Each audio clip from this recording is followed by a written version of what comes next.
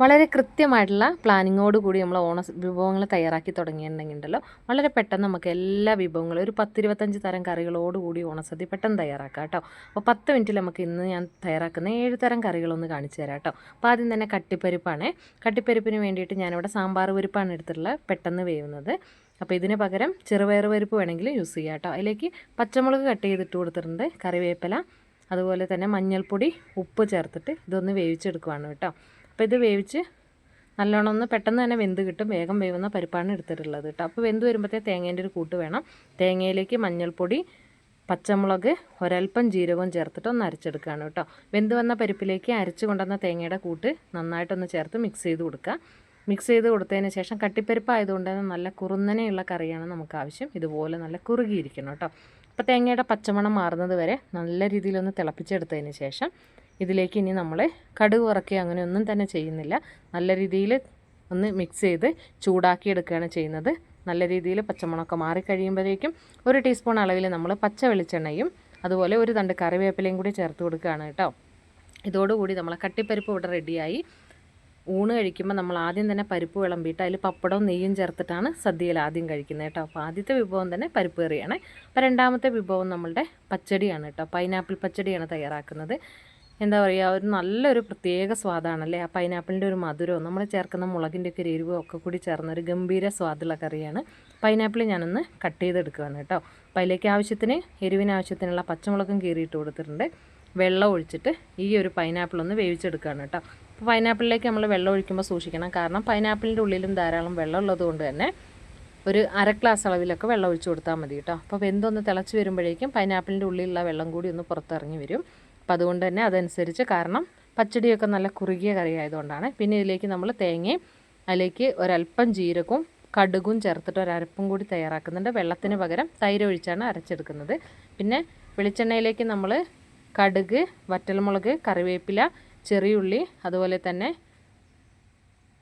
ജീരകമല്ല നമ്മുടെ ഉലുവയും കൂടി ചേർത്തുള്ള ഒരു വറവും കൂടി തയ്യാറാക്കിയിട്ടുണ്ടെങ്കിൽ നമ്മുടെ രണ്ടാമത്തെ കറിയായിട്ടുള്ള പച്ചടി ഇവിടെ റെഡി ആയിട്ടോ. മൂന്നാമത്തെ വിഭവം ഓലനാണ് കേട്ടോ. ഓലൻ എന്ന് പറയുമ്പോൾ തന്നെ നമുക്കറിയാം ഒരു തേങ്ങാപ്പാലിൻ്റെ സ്വീറ്റ്നെസ്സും പിന്നെ എരിവും ഒക്കെ കൂടി ചേർന്നുള്ളൊരു ഗംഭീര കറിയാണല്ലേ. അപ്പോൾ കുമ്പളങ്ങ ഉപയോഗിച്ചിട്ടാണ് ഓലൻ ഉണ്ടാക്കുന്നത്. കുമ്പളങ്ങയിലേക്ക് ആവശ്യത്തിന് പച്ചമുളക്, കറിവേപ്പില, ഉപ്പിട്ട് കൊടുക്കുക. തേങ്ങയുടെ 2ാം പാലിലാണ് ഈ കുമ്പളങ്ങ വേവിച്ചെടുക്കുന്നത് കേട്ടോ.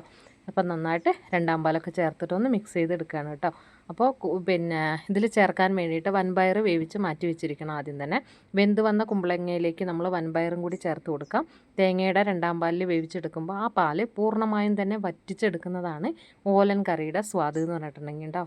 അപ്പോൾ അത്യാവശ്യം ഒന്ന് വെന്ത് നമ്മുടെ ഈ ഒരു കുമ്പളങ്ങയൊക്കെ അത്യാവശ്യം വെന്ത് വരുമ്പോഴേക്കും നമ്മളെന്താണ് മമ്പയറും കൂടി ചേർത്ത് കൊടുത്തിട്ടുണ്ട് കേട്ടോ. അതായത് വൻപയറും കൂടി ചേർത്ത് നല്ല രീതിയിൽ മിക്സ് ചെയ്ത് ഇതുപോലെ അങ്ങ് വറ്റിച്ചെടുക്കുകയാണ് ചെയ്യുന്നത് കേട്ടോ. വറ്റിച്ചെടുത്തതിന് ശേഷം ചെറുതായിട്ട് അതിൻ്റെ ഒന്ന് ചൂട് പോകുമ്പോൾ തേങ്ങയുടെ 1ാം പാല് കൂടി ചേർത്ത് കൊടുക്കുകയാണ് കേട്ടോ. ചേർത്ത് കൊടുത്തതിന് ശേഷം നന്നായിട്ട് മിക്സ് ചെയ്തെടുക്കുക. കാരണം ഒരുപാട് ചാറോട് കൂടിയ ഒരു കറിയല്ല അത്. നല്ല രീതിയിൽ മിക്സ് ചെയ്യുക. അപ്പോൾ ഇത് നിങ്ങൾക്ക് സാധനങ്ങളൊക്കെ നിങ്ങൾക്ക് എത്ര എമൗണ്ട് വേണോ അതിനനുസരിച്ച് എടുക്കാം.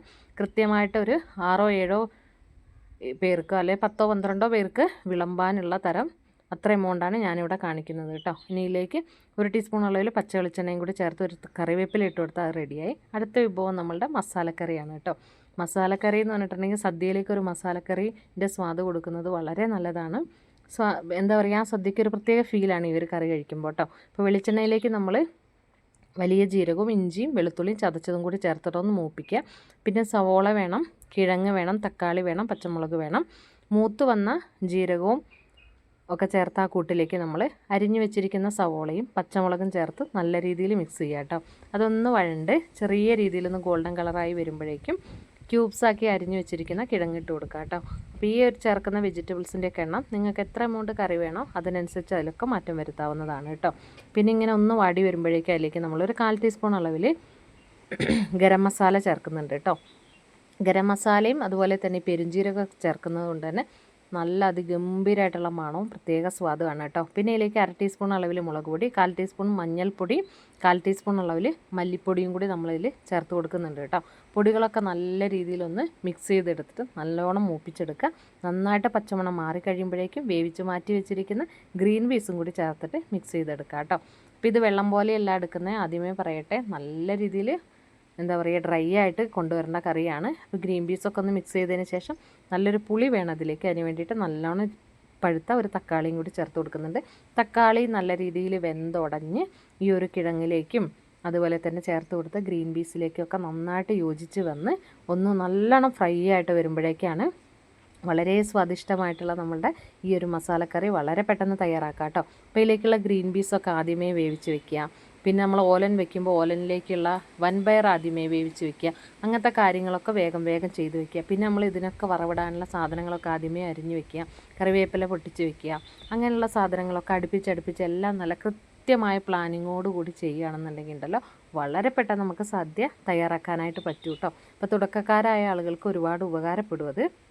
അങ്ങനെ ചെയ്യുകയാണെന്നുണ്ടെങ്കിൽ പെട്ടെന്ന് സമയത്തിനുള്ളിൽ തന്നെ നമ്മൾ വിചാരിച്ച സമയത്തിനുള്ളിൽ തന്നെ നമുക്ക് പ്രിപ്പയർ ചെയ്ത് ചെയ്യാനായിട്ട് പറ്റും കേട്ടോ. അപ്പോൾ നമ്മുടെ മസാലക്കറി ഇവിടെ റെഡിയായി വന്നിട്ടുണ്ട് കേട്ടോ. അപ്പോൾ ഗംഭീര സ്വാദുള്ള മസാലക്കറി റെഡി.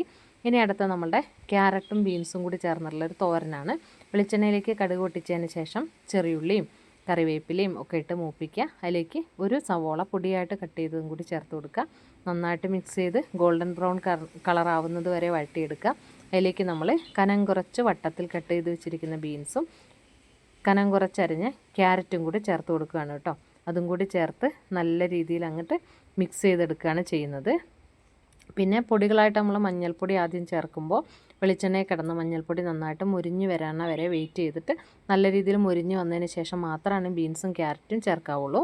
എന്നാലാണ് ഈവനായിട്ട് ആ ഒരു മഞ്ഞൾപ്പൊടീൻ്റെ സ്വാദ് നല്ലൊരു ഗംഭീരമായിട്ടുള്ള വെന്ത് വന്നിട്ടുള്ള ക്യാരറ്റിലേക്ക് നമ്മൾ ഒരു പിടി അളവിൽ തേങ്ങയും കൂടി ചേർത്ത് കൊടുക്കുകയാണ് കേട്ടോ. നന്നായിട്ട് മിക്സ് ചെയ്യുക. നന്നായിട്ട് മിക്സ് ചെയ്തെടുത്തതിന് ശേഷം ഒന്ന് അടച്ച് വെച്ച് കൊടുക്കുക. അടച്ച് വെച്ച് കൊടുത്ത് തന്നെ വേവിച്ചെടുക്കുക കേട്ടോ. പിന്നെ ഇതിലേക്ക് ഒരു 2-3 അല്ലി വെളുത്തുള്ളി ഇതുപോലെയും ചതച്ചിട്ട് കൊടുക്കുക. തോരനിലേക്ക് ഒരു പ്രത്യേക സ്വാദും പ്രത്യേക ഒരു മണവും കിട്ടാനായിട്ട് ഈ ഒരു വെളുത്തുള്ളി നല്ലതാണ് കേട്ടോ.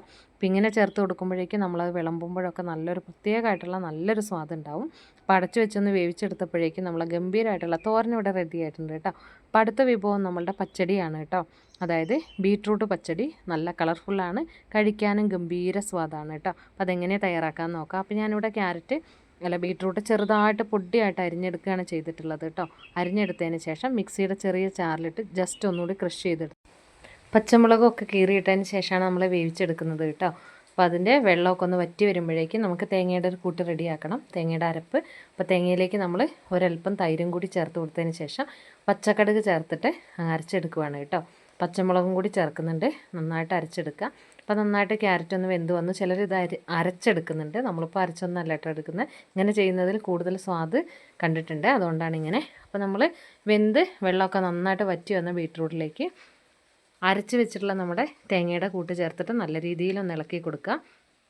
ഇളക്കി കൊടുത്തതിന് ശേഷം ചെറിയ തീയിലിട്ടിട്ട് ഇപ്പോൾ നമ്മൾ ചേർത്ത തേങ്ങാക്കൂട്ടിൻ്റെ പച്ചമണമൊക്കെ മാറി കിട്ടുന്നത് വരെ ഒന്ന് ഇതുപോലെ ഒന്ന് നന്നായിട്ട് മിക്സ് ചെയ്തിട്ട് ഒന്ന് ചൂടാക്കി എടുക്കുക കേട്ടോ. നല്ല രീതിയിൽ തിളവന്ന് തുടങ്ങുമ്പോഴേക്കും വെളിച്ചെണ്ണയിലേക്ക് കടുകൊക്കെ പൊട്ടിച്ച് ചേർത്താൽ പച്ചടി റെഡിയായി കേട്ടോ. അടുത്ത് നമ്മുടെ പുളിയിഞ്ചിയാണ്. പുളിയിഞ്ചി തയ്യാറാക്കാനായിട്ട് നമുക്ക് ഇഞ്ചിയാണ് വേണ്ടത്. ചിലരൊക്കെ ഇഞ്ചി വറുത്തിട്ട് പൊടിച്ചെടുക്കും. നമ്മൾ ഡയറക്റ്റ് തന്നെ ഇഞ്ചി പൊടിയായിട്ട് അരിഞ്ഞെടുത്തിട്ടാണ് തയ്യാറാക്കുന്നത് കേട്ടോ. അപ്പോൾ എങ്ങനെയാണെന്ന് നോക്കാം.